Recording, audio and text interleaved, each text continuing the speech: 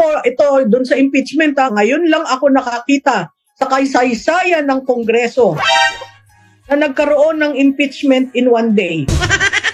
At ipinasa nila on the last day of session.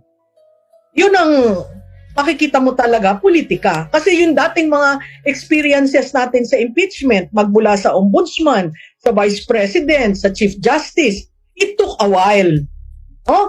Very transparent, accountable yung process, kahit hindi mo nagugustuhan ang impeachment court na nangyayari, bukas sa taong bayan.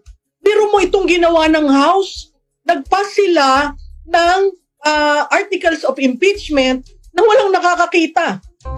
Bakit ko nasabi yan? Yung tatlong final, impeach the three articles of impeachment filed by and endorsed by members of Congress, in-archive nila. So ang pinasa nila ngayon is an articles of impeachment na walang nakakaalam kung anong complaint na nandun.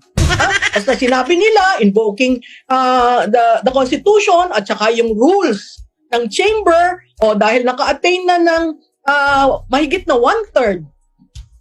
Impeach na si VP at bayaan mo na sa Senado. Yan ba'y responsableng behavior ng legislator? Wala man lang nagtanong, Your Honors, what are we charging her?